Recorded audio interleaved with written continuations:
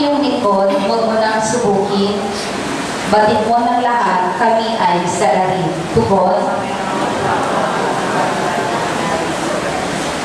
Araw ay lumipas aking nagulita at nalaala ang iyong ginawa. Sa aking isipay, gumuhit na bigla, ako'y tumalangin na taas ang kamay, parang tuyong lupa ang diwa kong uhaw. Tugon. Panginoong aking mahal, panalangin ko'y pakinggan.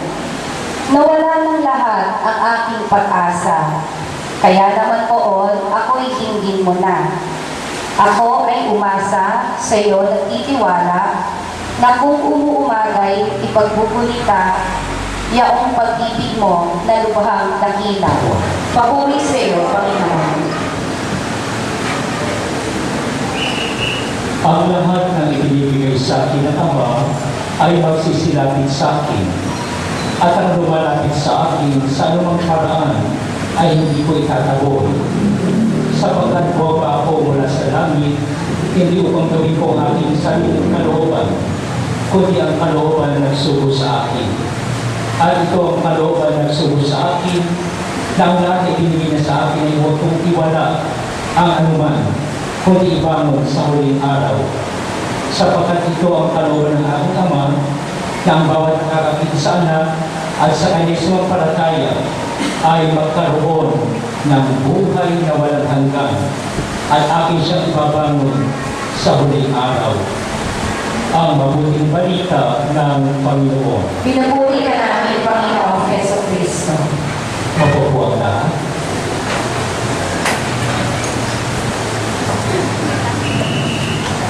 Tayo po'y natitipon sa umagang ito dahil naging bahagi ng ating buhay si Kayate. Siya'y mahal natin at tayo nalulungkot sa kanyang pagpanaw.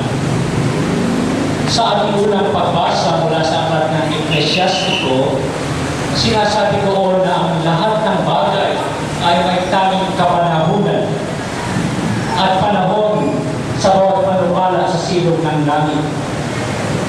May panahon ng kapanganakan, panahon ng kamatayan, panahon ng pagkatani, panahon ng pag-aani, panahon ng pag-iba, at panahon ng pagkatayo, panahon ng pag-iyak, at panahon ng pagsaya, panahon ng pagyaka, at panahon ng pagpipigil sa yaga, panahon ng paghahanap, panahon ng pagkawala, panahon ng pag-iingat, panahon ng pag-itipon.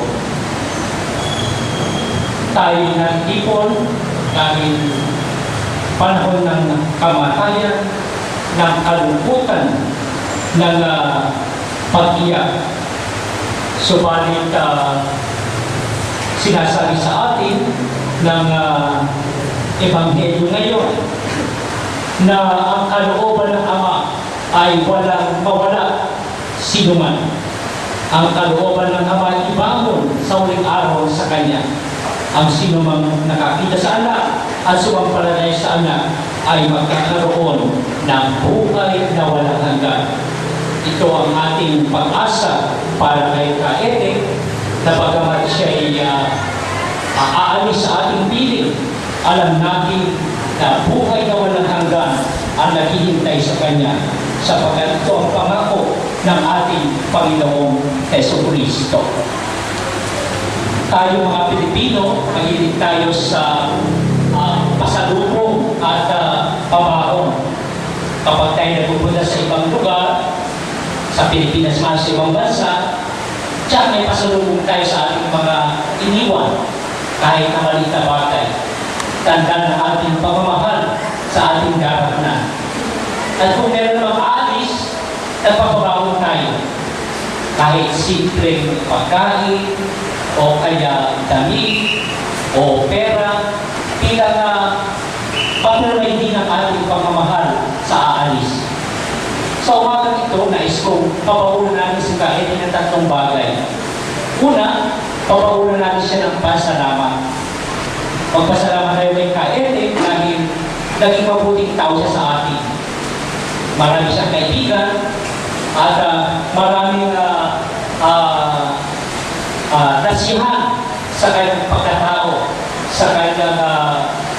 mabuting pakikisama. Naalala ko nung dinalaw ko siya dito sa kanyang bahay at sa ospital, palagi niyang sinasabi na wala siyang kaaway. At nabuhay siya ng may mabuting pagkipagkapwa sa iba. At dahil dito, pasalamat tayo kay Kaedin sa kanyang kabutihan, sa kanyang mabuting pakisama, sa kanyang pagkatao. Kung tayo man natulungan ni Kaedin, kung parang kailangan, magpasalamat tayo. Ano man yung mga mabuting bagay na tinanggap natin sa kanya, pasalamatan natin siya. Pangalawang pabaon ay pabaon ng pagpapatawad. Kung tayo ay nagkulang kay Kaedin, pero tayo nagawang maraming hindi na nagustuhan, may nasabi na nakasakit sa kanyang damdamin, ito rin yung panahon na hindi na patawad sa kanya, pausa ko sa ating piling. At kung tayo naman ang kasalanan doon sa kanya, tayo man ang nasaktan dahil sa ginawa ni Kaedin, ito rin yung panahon para pausa sa kanya ng ating pagpapatawad at pagpapatawad sa kanyang kahinaan. Pangatlong pabaon ay pagpapagwala. Paupayin natin natin siya sa tunay na mahari na walang iba kundi ang Panginoon. Sabi nga ni San Pablo sa ikalawang pagbasa, walang sino man ang nabubuhay sa sarili lamang. Walang namamatay para sa sarili lamang. Tayo nabubuhay para sa Panginoon. At kung tayo namamatay, tayo para sa Panginoon. Kaya nga sa kamatayan o pagkabuhay, tayo sa Panginoon. Mga kapatid, ang pagyaw ni Kaedin ay paalala sa ating lahat na nagkaroon lamang tayo sa mundong ito.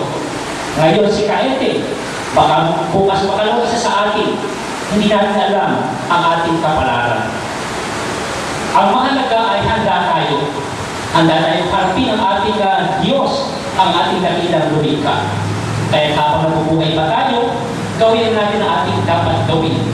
Mabuhay na tayo ng buhay na tunay na mahalaga. Buhay na ayon sa plano at kalooban ng Diyos. Sabi nga, ang buhay na mahalaga ay hindi dahil marami kang naipon, kundi dahil marami kang naibigay sa mga kapwa mo nangangailangan. Ang buhay na mahalaga ay hindi dahil may marami kang naipatay ang building, kundi ang naipatay mong kagandahan loob sa buhay ng tao. Ang tunay na mahalaga ay yung panampalataya, pagmamahal at paglilingkod na ating binibigay sa mga tao kasama natin sa loob ng pamilya at sa labas ng ating pamilya. Kung tayo magulang, maging mabuting magulang tayo.